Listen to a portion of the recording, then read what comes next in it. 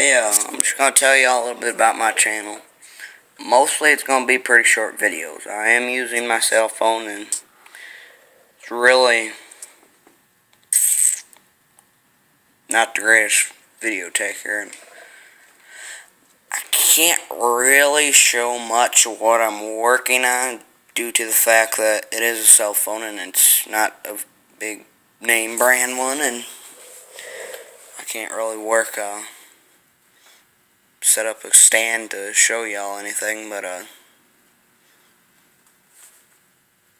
yeah, but this channel, it's going to probably be mostly just my daily life. I kind of got inspired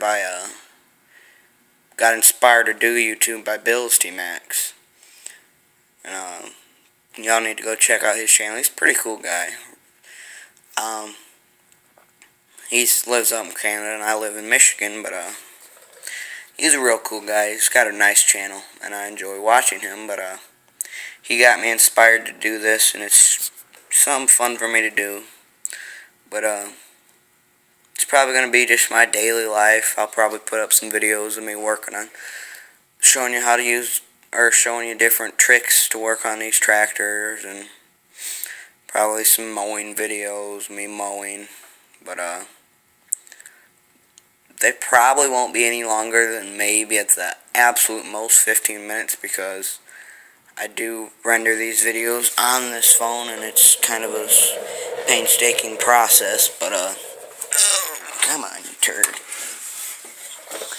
I'll show you a trick of how to put that belt on. I just got it on, and it took me about maybe a minute at least, but, really all you gotta do is take this thing here off, and you pull this lever right here, you pull that all the way forward, and it loosens that belt there, and you just pop that off that spindle there, unthread it from there, and you take that off, and it comes right off. It's pretty easy. But then I'm ready to mow, so you just pop that down, tightens that up, and you're ready to go. But, yeah, it's pretty neat. But go check out Bill's channel. He's a very nice guy. He lives up in Canada, and I live in Michigan, so, but, yeah, he inspired me to do this. I always thought it'd be pretty neat to kind of do this on YouTube, but, because there's not a lot of people that enjoy working on these old tractors and stuff like this, which I love it. I buy and sell tractors and fix them up and sell them, make some money, but, I prefer to work on the old ones because they're a lot more stronger, and they run better, and they last longer than the new ones. All these are is these stupid sensors, and it's just a mess with the new ones. But this one here, it's got that old starter generator on it, so you feed power from the battery to it, and it starts it, and then once it gets going enough, it starts charging it. But problem with this one is it won't charge, and if you hook up the charger, one of the little tabs under there, it fries it, and it gets all hot, and it melts the metal. But, I don't know what else I could do. I guess I'll show you the engine that's in that truck. I don't know. I might put that 350 in it. That was the plan, but the way gas prices are today, this old 6-cylinder will probably do me better than that, 350, but it's not the fastest vehicle with this, so I don't know. I'll figure it out down the road, but that's the 235 Chevy straight six, not the 216. The 216 was the original one, but the 235 was more high tech, and it had a more high pressure oil pump, because the 50 Chevys, and I think it was about 53, 54 was the first year they instituted the 235-6, because prior to that, these old trucks like this were pretty much farm trucks, and you wouldn't be going much faster than maybe 40 or something with them, and the oil pump on them wouldn't pump out. It didn't have enough pressure to pump it up high into the engine, so the engines wouldn't last as long. This one has more high pressure oil pump, so it has more power to pump the oil up into the engine. But it's a good old truck. Had to get a new gas tank for it, but it's got its rust spots and everything. But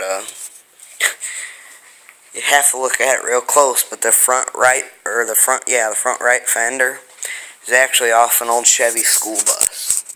The truck was in a collision. I wasn't driving it, but it was in a collision probably 20 years ago, and it clobbered up that front fender, and the guy that we bought it from just happened to have an old Chevy school bus, so he bondoed it up, and, well, the fender's not completely off an old school bus. It's basically 3 fenders. The bottom half, the rear half, about right here, back, well, about right in that area back is the original fender. That section from there to right there is, I do believe, off of a 50 Chevy. And then the front section from right here down, that's off the school bus. So you wouldn't really tell it unless you were up close and you knew a lot about these, but there's a gap there and it's not supposed to, but it's a good old truck. It runs like a top. It's only got 85 or 84,000 miles on it, so. But it's got these big fat tires on the back. There's some wide tires, man. I mean, they're pretty wide. But the problem with that is you stick your hand back in between the tire and the bed. There's maybe that much clearance in there, and the truck sways. Well, not really, but the trucks move like that, and, well, I don't know if you see that, but it sways side to side like that some, and I would honestly hate to be going down the road and hit a bump and